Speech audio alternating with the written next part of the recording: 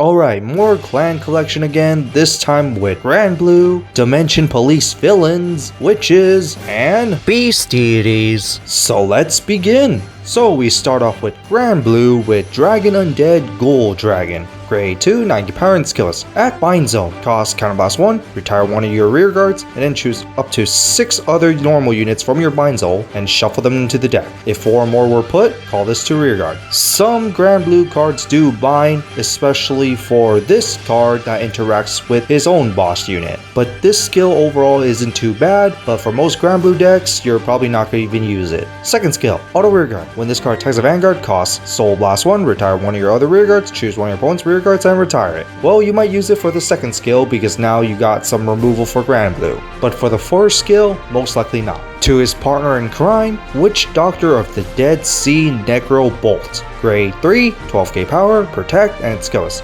Auto Vanguard. At the beginning of your ride phase or main phase, bind all your non-trigger unit from your drop zone, and this effect is mandatory. Why are you getting rid of your resources? I really hate this card for this skill. And that's what I meant about the grade 2 interacting with this, because this grade 3 is going to mandatory bind all your normal units, which is pretty much the main resource for Grand Blue. And his next skills don't even make up for that, because the second skill is that Auto Vanguard. When this card attacks, for every 10 cards in your drop zone, this card gets +1 crit, and all your front row units gets +20k power. This is not bad, except the first skill mandatory binds all your normal units, meaning in many ways you have to constantly put cards to your drop zone. And the third skill doesn't help with that either, because Auto Vanguard, for every 10 cards in your drop zone, all your units gets +5k shield. Yeah, this is not that great for the first skill only. The other two skills are okay, and even with that support grade 2, which lets you recycle those bind cards, is also fine, but losing your main resource engine really hurts a lot, so I don't recommend playing this. Finally, Ice Prison Hades Emperor Cocytus Reverse. Grade 3, 12k power, protect, and skills. Auto drop zone. At the end of the battle that your grade 3 or greater Vanguard with Cocytus attacks, if it's the first battle of the turn, costs counterblast 1, discard 4 cards from your hand, lock all your rear guards. If you have 5 locked cards, write this from your drop zone as stand. And then for each grade 3 in soul, choose one of your locked cards and unlock it. And then this card gets +10k power until the end of the turn. So in normal circumstances, you're going to be giving up your rear guards for 2 Vanguard swings, which is not bad. And getting this at the drop zone isn't even difficult, because this Grand Blue we're talking about, we're going to be milling a lot. And for the Cocytus deck in particular, you do want to build those grade 3s in soul. So if you do manage to build a bunch of grade 3s in soul, well, you're not going to lose your rear guard attacks. And gaining power on top of that, that's not too bad.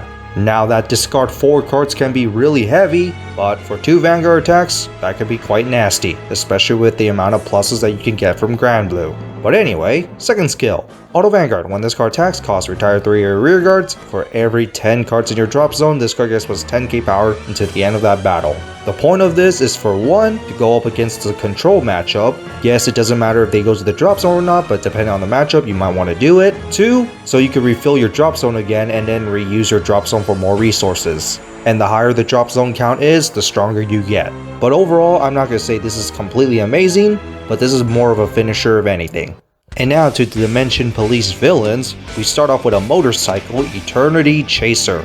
Grade 1, 80 power and skills. Auto, when rolled upon, cost discard a card from your hand, choose a grade 3 normal unit from your hand, reveal it, and then search your deck for 1 grade 3 with a different name from the revealed card and put it to your hand. Not bad, especially that many Dimensional Police deck revolves around the grade 3s, especially this one. Second skill, Auto Backward Rear Guard. When your opponent's rear guard attacks, if that unit's power is 25k or less, cost Soul Blast 1, retire this unit, choose one of your units, and it cannot be hit until the end of that battle. So a PG on anything that is 25k or less. Now some say this could be unnecessary, but for this deck in particular it will be necessary, because spoiler alert, your main Vanguard is going to have 0 power, and easy PGs are always nice. Now to the flying car, Endless Float. Grade 2, 10k power and skills. Auto, when rolled upon, choose one of your Vanguards, it gets +10k power to the end of the turn. Then, discard a card, call this to rear guard.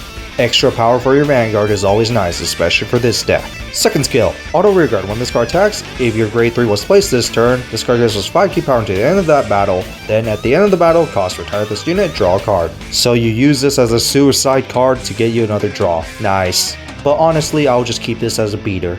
Finally, Original Saver 0. Grade 3 with 0 base power, force, and the skill is auto. When this unit is on Vanguard attacks or is rolled upon, costs Counterblast 1, Soul Blast 1, draw a card, choose one of your opponent's units, change its power to 0 until the end of turn. I don't really mind the skill too much, but it would have been nice if it says when this card is also attacked, because its base power is 0. So any way to make things easier to guard would have been very nice. Even with the second skill, Auto Vanguard, once per turn, when this card is attacked, costs discard a grade 3 from hand, change the attacking unit's crit to 0 into the end of that battle. So as much as I love the 0 theme about this card, I do see the issue when you're trying to play defensive with this deck, because it heavily relies on you on keeping grade 3s in hand just so you can defend yourself from that big crit attack. So it would have been nice if the first skill also can work if you are being attacked as well, because at least that will make things easier to guard, especially with a 0 base power.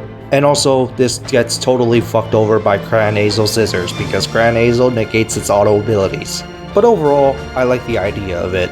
And now to Dokovan's Witches. Our first card is Scent-Ridden Witch Mew Mew. Grade 1 AP Power and Skill list. Auto, when rolled upon by a witch, draw a card. I mean, it's just a +1 ride target. Second skill, act rearguard costs. Soul Blast 1, restless unit, look at top 5 cards of your deck, choose up to 3 witches and add them to your hand. If you did not add 3, you put this card to soul. So you got a potential +3 with this card. Yeah, no reason not to run 4.